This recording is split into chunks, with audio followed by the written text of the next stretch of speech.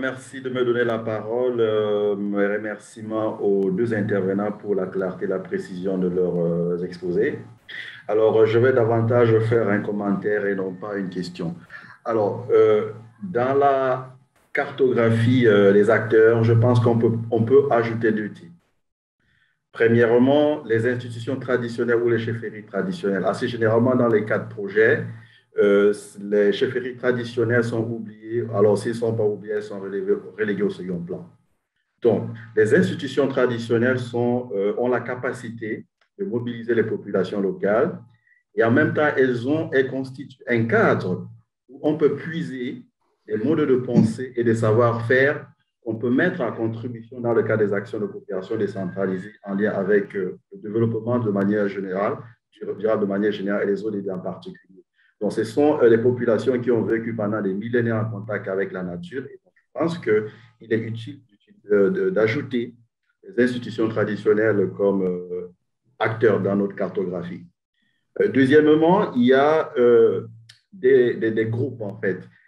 Je constate qu'au Cameroun, de plus en plus, les partenaires techniques et financiers travaillent certes avec des organisations de la société civile qui ont un statut juridique assez clair, mais on fait confiance aussi aux groupes des jeunes, aux groupes des femmes qui sont constitués, qui n'ont pas nécessairement une base légale de leur action. Donc, ce sont des groupes qui sont accompagnés.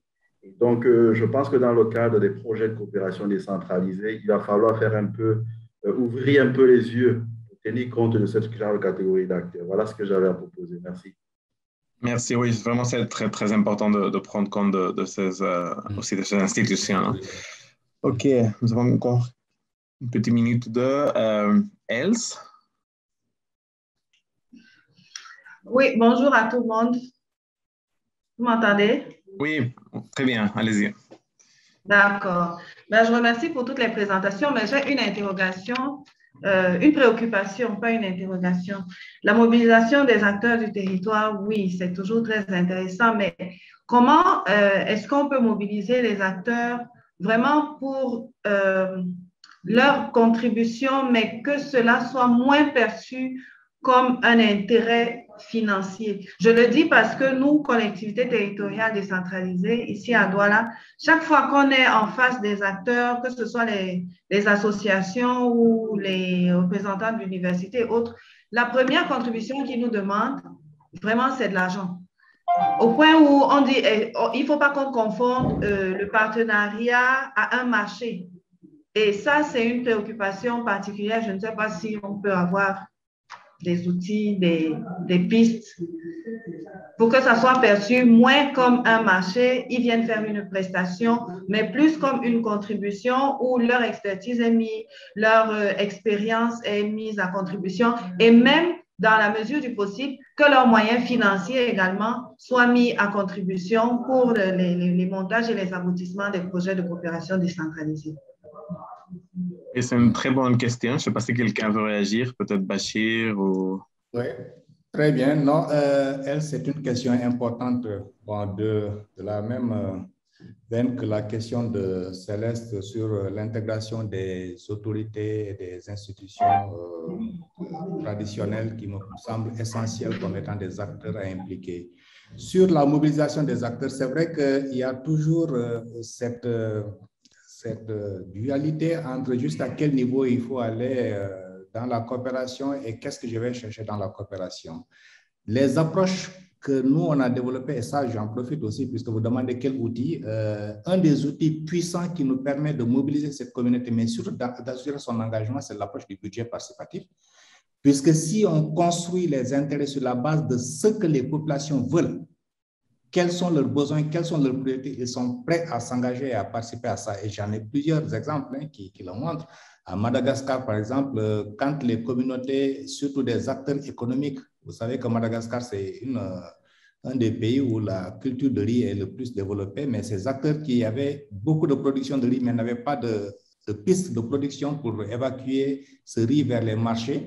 Mais quand ils sont engagés dans ces dynamiques de coopération, l'enjeu a été de dire, bon, nous savons que la commune ne peut pas avoir beaucoup d'argent pour faire une piste rurale, mais nous, en tant qu'acteurs économiques, nous sommes prêts à accompagner à condition que l'expertise technique soit assurée par la municipalité et en ce moment, la coopération peut se faire assez facilement. Et des exemples comme ça, il y en a plusieurs. Hein. Donc, l'enjeu pour moi, c'est de dire si nous voulons éviter qu'il y ait des questions notamment liées aux finances, contributions financières, il faut partir sur le questionnement des besoins des communautés, sur leurs besoins prioritaires et comment ces besoins peuvent être pris en compte dans le cadre de la coopération pour servir de socle pour que le travail puisse se faire et avec les institutions municipales, mais aussi avec les autres municipalités, qu'elles soient du Sud ou qu'elles soient du Nord. Merci beaucoup, Bachir. Je vois qu'il y a plus de questions, mais apparemment, nous avons déjà dépassé le temps. Donc, on devra terminer ce petit moment de questions-réponses. Je pense qu'il y aura après plus de temps pour la question-réponse. Il y a maintenant le jeu. Donc, il y a aussi le chat, donc n'hésitez pas à continuer à poser des questions par le chat, il y a les contacts et tout ça. Donc, merci beaucoup à tous, à Bachir, à tous, et je donne le mot à Javier pour continuer avec la séance.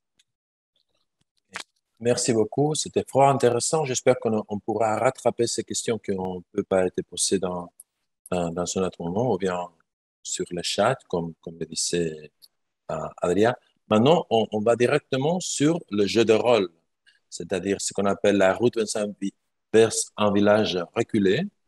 Alors là, c'est Fernando Santomauro qui va nous faire l'accompagnement. Et il vous va demander si on a fait nos devoirs, on a préparé ça, et à partir de ça, on va se regrouper dans deux groupes ou plusieurs groupes. En principe, on a 1 heure pour cette partie, pour cet exercice. Alors, tout à toi, Fernando. Merci, Javier. Bon, je dois savoir si tout le monde a lu les instructions ou sinon qui ne l'a pas lu. Juste pour avoir une idée des groupes. Vous avez lu? Quelqu'un a lu? Oui? Tu peux lever la main. Qui a lu? Juste pour... Bien. Et les autres? Nous avons presque 10 personnes, non? La main virtuelle?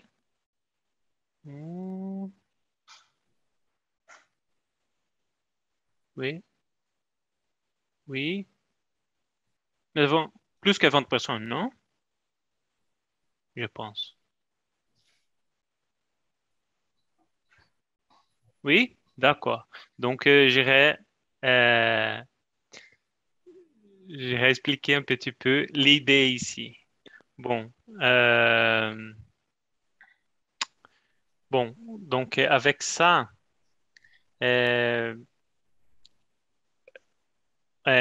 ceux qui ont étudié et qui se sentent préparés en tant qu'animateurs et participants pouvons choisir parmi eux, dans chacun des groupes, nous irons distribuer. Je pense que avec ça, on va distribuer. J'aurai